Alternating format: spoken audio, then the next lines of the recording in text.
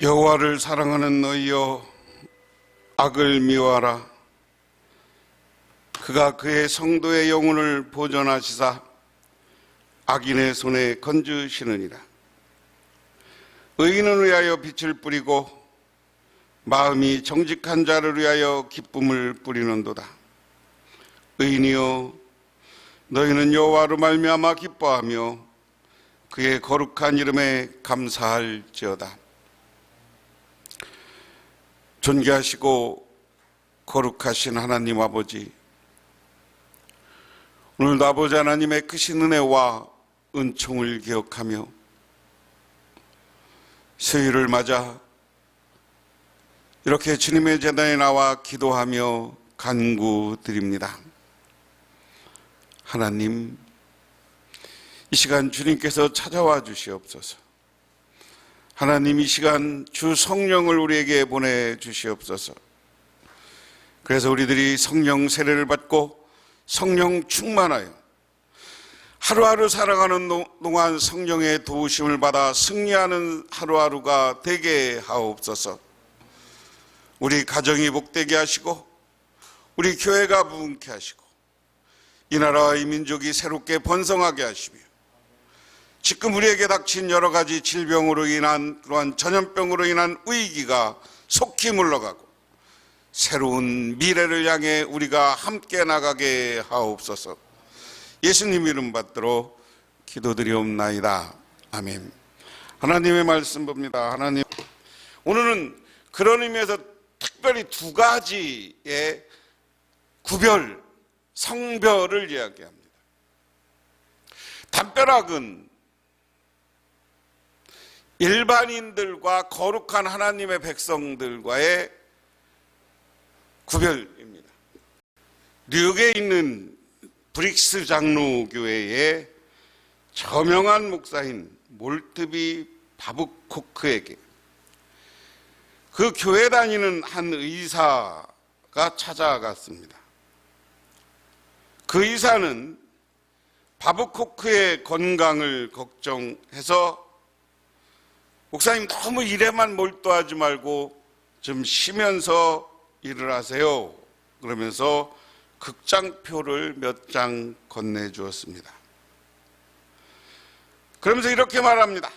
받으십시오, 목사님. 이 연극을 보면서 좀 쉬셔야죠. 라고 말했습니다.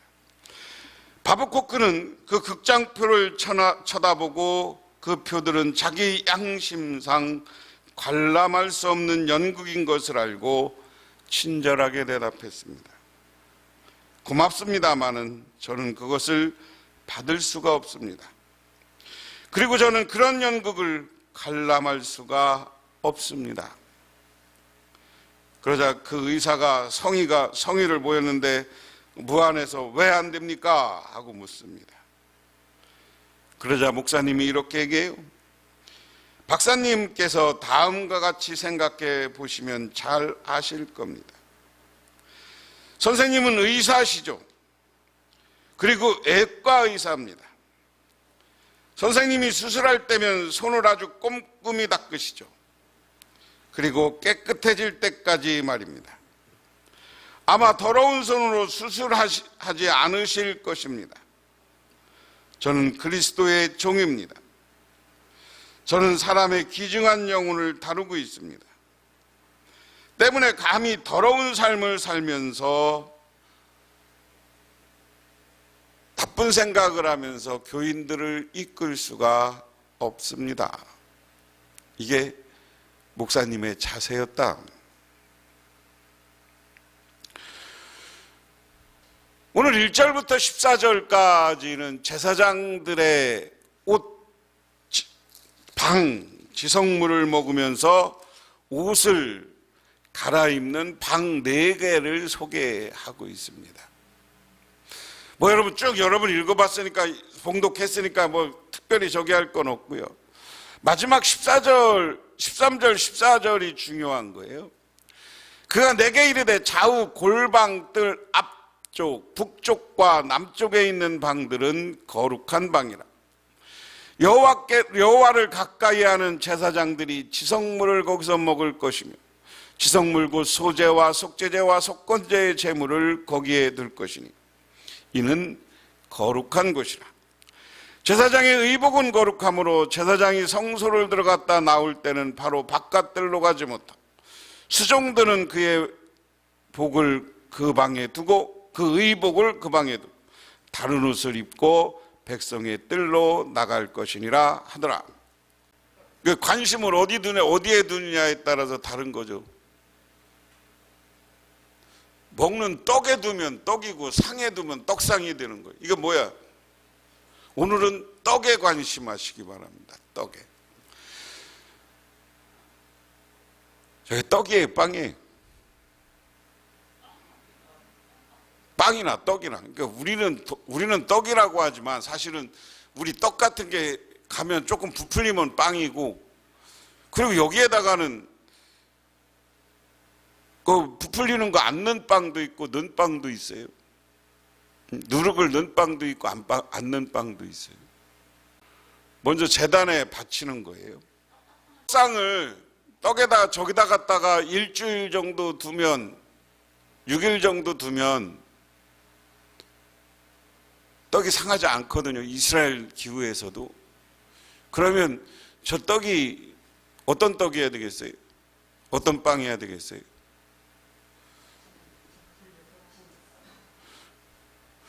부풀려 놓으면 오히려 누룩이 들어가면 더 빨리 상하죠. 더 빨리 상하죠. 진설병은 뭐 누룩이 들어간다 안 들어간다, 저게 보통 통상 바로 갖다 먹지 않고 일주일 정도 있다가 먹고 다시 그 다음에 떡을 갖다 하는 거예요. 저것을 제사장들이 가져다 먹는 겁니다. 그런데 저거 먹고 배탈 난 제사장들은 없으니까 특별한 거예요. 저 떡은 제물입니다. 저 떡을 아주 정성껏 만들어서 저 떡상에 올려놓는 거거든요. 그리고 이제 가운데 저건 기름이, 먹을 때 기름 발라서 먹는 거예요. 제가 이런 것을, 이제 이런 모양의 빵이 됐든 떡이 됐든 우리나라는 이게 와서 뭘로 발전한 거, 우리나라는 얇게 해서 보통 부침개 해먹는 그런 식이고요. 중국하고 저 인도 이쪽 이스라엘 이쪽으로 가면 저 얇은 걸로 해서는 뭐를 하느냐면 거기다 음식을, 고기나 야채를 싸먹는 난이라고 합니다.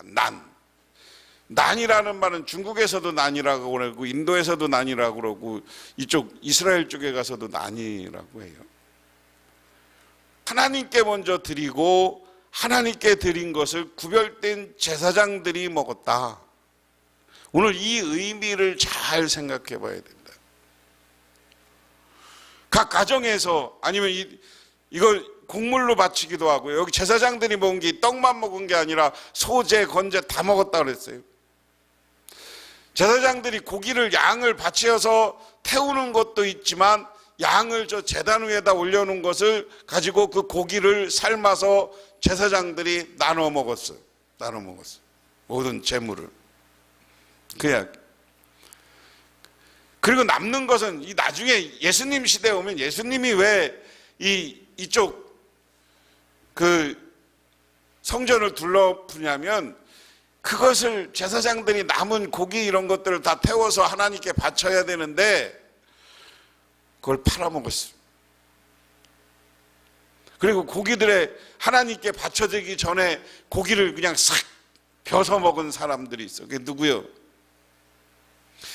사무엘 상에 나오는 엘리의 아들놈들이 하나님께 드릴 제물을 먼저 지들이 잘라서, 그건 우리말로 드셨어. 그것 때문에 엘리 제사장들이, 엘리도 그것을 혼내키고 못하게 해야 되는데 아들들이 하는 일을 그냥 뒀다고. 이것 때문에 나중에 엘리 가문이 사무엘에게 하나님은 회개할 기회를 줘요. 어린 사무엘을 불러서 너 이러면 망한다, 너 이러면 저주받는다라는 얘기를 해. 그런데 엘리가 그 말을 듣고 회개했어야 되는데 회개를 안 해. 그래서 그 자식들이 전쟁에 나갔다가 죽고 그 소식을 듣고 엘리는 얼마나 많이 먹고 피둥피둥 살이 쪘는지 일어나서 금소문 듣고 벌떡 일어나다가 넘어졌는데 머리가 부러져서 죽어요. 하나님의 저주는 무서운 겁니다. 물론 제사장들도 하나님께 바쳐진 제물, 하나님께 드려진 것을 성별하여서 거룩하게 그리고 회개하면서 자기를, 오늘 이 목사님 얘기처럼 예화의 이야기처럼 자기를 깨끗게 하는데 노력해야 되는 거예요. 하나님이 제사장들이요, 이 제물을 가지고 어디를 들어가냐, 1년에 한 번씩 저 지성소에 들어가요. 성소가 있고 지성소, 이 떡상 이런 건 성소에 있는 건데 지성소는 법궤가 있는 거예요. 근데 법궤에는 누구만 들어가냐? 대제사장만 들어가요. 대제사장 들어갈 때 여기다 허리에다가 큰 밧줄을 메고 들어가. 왜 밧줄을 메고 들어가요? 제사장이 하나님의 뜻에 어긋나고 회개하지 않으면 거기서 죽여버려요. 그래서 끌어내는 거예요. 끌어내는 거예요. 저는 하나님의 거룩한 곳을 함부로 건들고 함부로 도전하면, 그리고 내 욕심을 채우는 대상으로 만들면 하나님이 벌하시는구나. 이런 이 생각을 가끔 어떤 모습을 보면서 이야기를 합니다. 그리고 오늘 교인들에게 하는 이야기예요. 자, 여기에서 두 가지를 구별해요. 대제사장뿐만 모든 제사장, 대제사장은 한 명이고요, 제사장은 여러 명이에요. 성전에 사는 여러 가지 일들을 다 돕는 거예요. 그래서 성전이 12지파를 나누어서 48개, 사실 제사장들을 나눠서 12지파면 얼마입니까? 48일을 하는데, 이제 4개 주, 이스라엘의 축제 있는 주는 모든 제사장이 올라가서 성전에서 봉사하고요, 나머지는 이 사람들이 지파에서 번을 나눠서 각 해당에 가서, 평상시에는 해당에 가서 자기 번 쓸 때가 아니면 해당에 가서 하나님 말씀을 가르치고 이런 일 하다가 4대 절기는 모든 제사장이 올라가서 성전에서 예배를 드리고 제물을 바치고 하는 일을 전부 도와요. 그리고 제사장들이 이 진설병을 가져다가 먹는 곳을 하나님이 정해놨어요. 그것을 밖으로 내보내면 안 되는 거예요. 제사장들만 특별히 그것을 먹어야 되는 거예요. 하나님의 성전에 바쳐진 것은 구별되고 거룩한 것이다. 여러분, 그리고 모든 제사장들이 먹었고요, 여기서 이 진설병 하나만 먹은 게 아니라고 그랬어요. 아까 여기에 소제 때는 이 가루로 만드는 것을 바치는 거고, 그 다음에 속죄제, 속건제의 제물은, 속죄제의 제물은 뭐예요? 속죄제를 드릴 때는 양을 잡거나 비둘기를 잡아서 거기 가운데 넣고 태우는 거야. 태우는 거에 남는 건 아까 얘기한 것처럼 삶아서 먹는 거야. 제사장, 누구만 먹었냐? 제사장들만 먹었어. 제사장들. 제가 여러분한테 이제 몇 번 말씀드리는 것 중에, 교회에서 성찬식하고 여러분 성찬식 빵과 남은 거 함부로 하지 마십시오 하는 이야기가 여기서부터 전통입니다. 하나님 앞에 거룩해야 된다. 목회자도 거룩해야 되고 여러분들도 성별해야 돼요. 여러분들 구별된 사람이라는 걸 깨달아야 돼요. 그 다음에 내가 아까 말씀드렸어요. 아까 이야기한 500척 하는 게 뭐라는 게, 성전을 둘른 250m의 딱 네모진 정사각형의 모양으로 성전 뜰, 그리고 성전 벽을 쳤어요. 오늘 본문에 15절부터는 그 치수를 이야기해요. 남쪽으로 측량하니 500척이요, 북쪽으로 측량하니 500척이요, 그리고 서쪽으로 측량하니 500척이요, 남쪽으로 측량한, 동쪽으로 측량하니 500척이라. 그런데 여기 제일 중요한 게 있어요. 20절 밑에 그 담은 거룩한 것과 속된 것을 구별하는 것이었더라. 할렐루야. 아까 제가 뭐라고 그랬어요? 그 담 안으로는 누구만 들어올 수 있다고 그랬어요? 이방인은 못 들어와요. 짐승도 못 들어와요.